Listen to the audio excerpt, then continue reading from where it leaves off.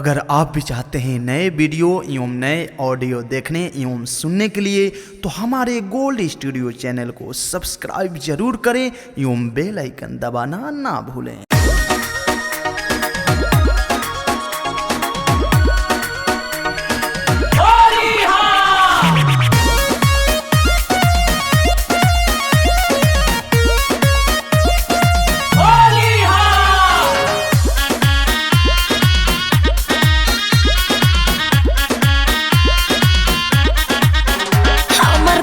पहनावा बाबू तोहर काहे फाटे करोड़ों के जवानी तोहरा बस के नाम बाटे। करोड़ों के जवानी इनका बस में नु बाटे, करोड़ों के जवानी इनका बस में नु बाटे। आज ढोरी कटोरी से भी खाल हो जाई, आज ढोरी कटोरी से भी खाल हो जाई।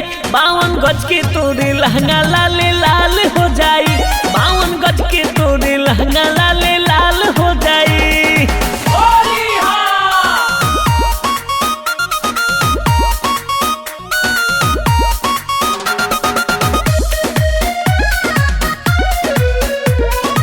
Music by Abhishek Gupta.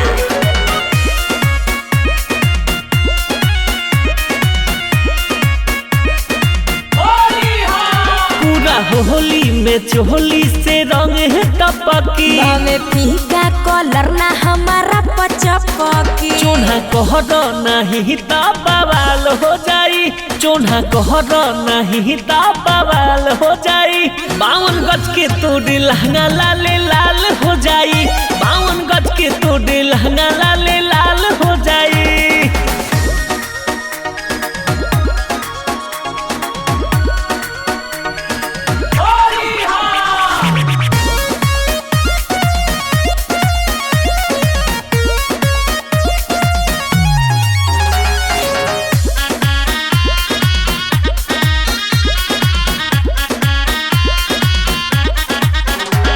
हरा के टीका के हम नहीं चखनी, अरे संदेश न हई हम मन रखनी। डीजे बरजेस विशाल भी बेहाल हो जाई, यूसुफ सुगरिम विशाल भी बेहाल हो जाई। 52 गज के तोड़ी लहंगा लाले लाल हो जाई, 52 गज के